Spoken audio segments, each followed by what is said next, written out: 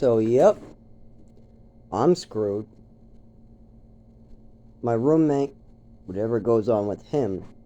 But I went to court today, and the judge definitely knew that the landlord was bullshitting.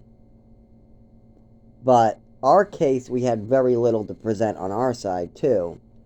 And for July 16th, it was just failure to pay rent. There was $2,300. Now, here's the funny part. We have $1,000 to give him out of that $2,300. That brings it to $1,300. And welfare was willing to make a payment of about $1,100 again. But welfare for the last 30 days has told me that no matter how many times they've mailed the blue form that they need from the landlord, he has not sent it back. So I gave him a blue form at the discovery and told him to send it back. I've also called him and told him to take the blue form and send it back. But yet, he refuses to work with welfare and follow their instructions. Because there is a pink paper for my doctors that my doctors say, yes, Zach is disabled and out of work. Then there's a white paper that I fill out. And then there is a blue paper that the landlord fills out. But he didn't fill it out. I have $0. I'm not allowed to return to work until I get some answers. So, the landlord said, well, even though you did try to pay your rent, do you have the money of $2,300? Now, obviously, I have $0 a month, and I need the landlord to file the blue paper to give him the money. So I let the judge know that, and the judge lies and says, no, there is no blue paper. He can get welfare whenever he wants. He could have given me money from welfare whenever he wants. He's just lazy and he doesn't want to go down there. But if the judge calls welfare, they'll say the opposite. They'll say Zach has made over 20 trips in the last 30 days. He comes like twice a week or more. He's always here because he needs bus tickets, welfare, stuff like that. And I've also given the landlord blue pieces of paper before, so the landlord knows that he's had to fill out a piece of paper to get rent before out of welfare. So he knows he's lying, but yet he's trying to fool the judge. So he tries to fool the judge also by calling me a junkie. He says that when I moved in, I was a junkie, and I'm a junkie now, and I'm a junkie then. Now, why is the landlord saying this? Is because I told the landlord he cannot come by from 9 to 10 on Tuesdays because I have an addiction group that I'm part of. That's it. But what that group is that I work with other people and I actually give more advice than I get, as well as it's a requirement if you want naloxone. And that's the med that I take is naloxone. And I have sober urines because I've been sick for 3 years and getting injured. There is hospital blood work, urines, hair, everything that go back 3 years that clearly show I don't drink, I don't do drugs, I don't do shit. I haven't done a drug in 8 years other than a short relapse where I had 3 infections, needed all my teeth surgically removed, and they were giving me opioids in the surgical office. So, that's not exactly using heroin, but eventually it did become bigger than that. But it was a 3-month time. The landlord knows nothing about those 3 months. And in the last 8 years, there's been nothing but sobriety. I've literally worked for the landlord doing free work outside, and it's very clear I'm able-bodied. But during winter, I'm shaky, I'm falling down. I looked fucked up when there's flashing lights. So whenever my neurological disorder is apparent, the landlord just figures I'm drunk or I'm on drugs. Like when he came by for the rent and I tried to stand up and my leg shook and I almost fall and I have to try to keep myself up, that was due to the GI. But my landlord said it was drugs. Then the kidneys. I was pissing black, my kidneys were hurting. Landlord says it's all drugs. He's all drugs. Meanwhile, I present paperwork that clearly says clean urine, no drugs for 8 years. I don't present the landlord with the 3-month relapse, obviously, because he doesn't know about it. Anyway, so now the landlord has lied to the judge. But that doesn't matter. The judge says, well, if Zach is not an addict, or if he is an addict, or if he is, it doesn't matter. And so the landlord also has an assault, and he's calling us names. He's trying everything, and the judge has to calm him down multiple times. And the landlord just going off, blaming, oh, he could have paid us any time. He's lazy. He doesn't work ever. These are all false statements. I literally was working 50 hours during the time that the landlord says I never worked. Not only that, lazy, at home, I will work 11-hour shift and then spend another 3 hours cleaning up poop and cleaning a bathroom and floors. And I'll do this on a regular basis out of the kindness of my heart. And literally, how about this one? I told this one to the judge, and the judge is going to check on this one. And this is going to fuck the landlord up good. I said, if the landlord would follow the instructions of welfare, he would have received a $2,000 check plus last year. But the landlord got that check canceled by coming by when I wasn't there and intimidating David into making a half payment, which canceled the check because welfare would not pay out when the numbers were changed.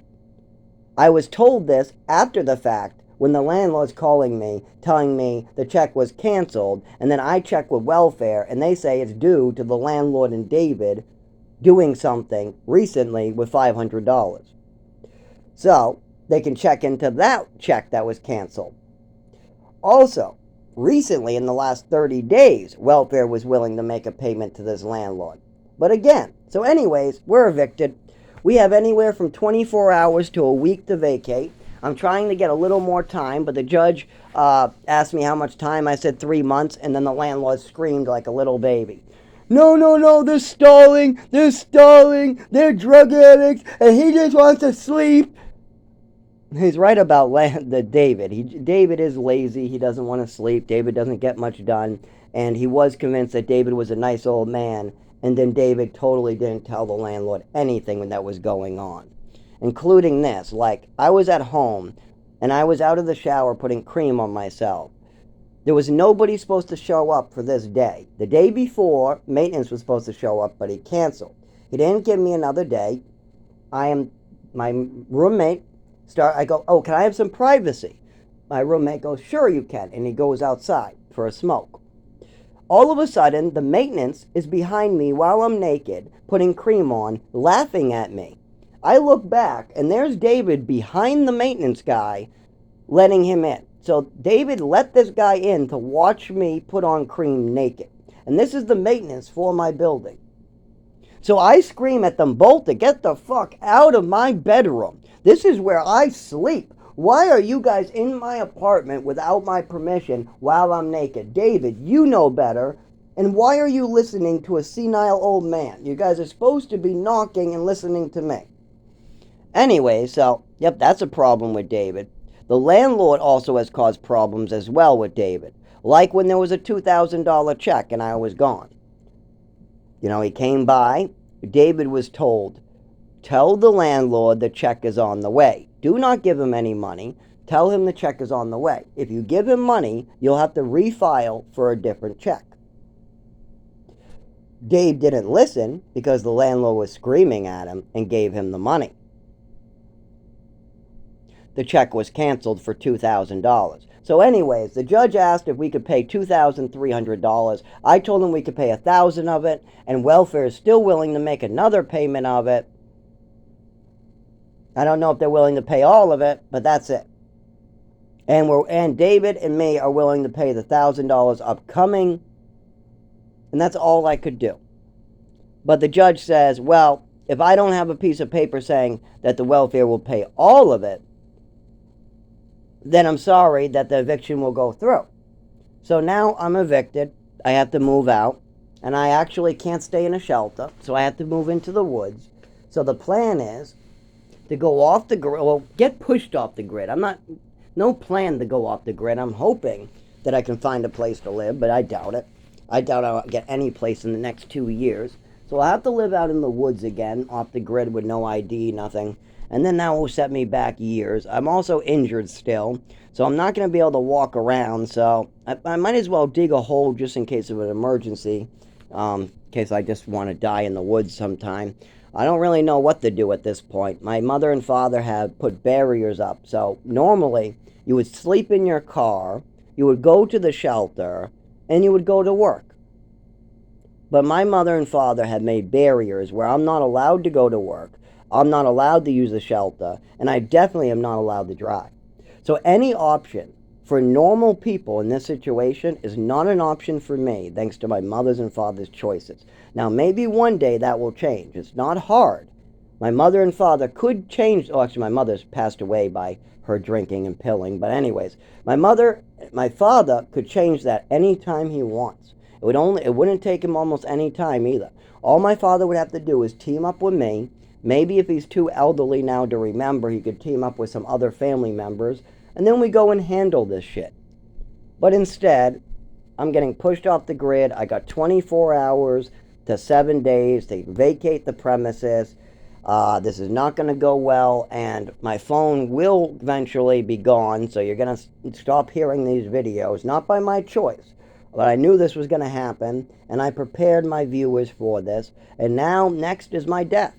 Next is I have a seizure, and I die by my mother's and father's hand. There's nothing here. I mean, I've been sober for 8 years. That's the great part. I was able to prove all those documents. Really, the judge was even like, wow, this landlord's full of it. And oh my God, this landlord was full of it. He was acting like I can't get a payment from welfare from these people. These people could go down and give me a check anytime they want.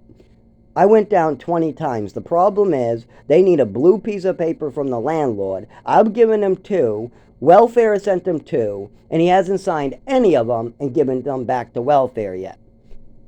So that's full. All this full of shit. And he thinks David is...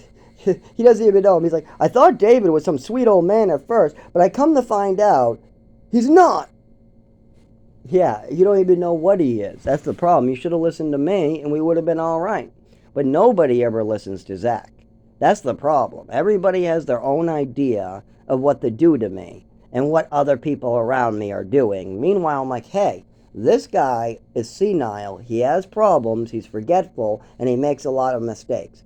It's also this problem, but no, it can't be that. David said it's not that. Nobody admits to their mistakes. Nobody wants to take full responsibility for their actions. You think I wanted to admit I stole my father's coins during childhood?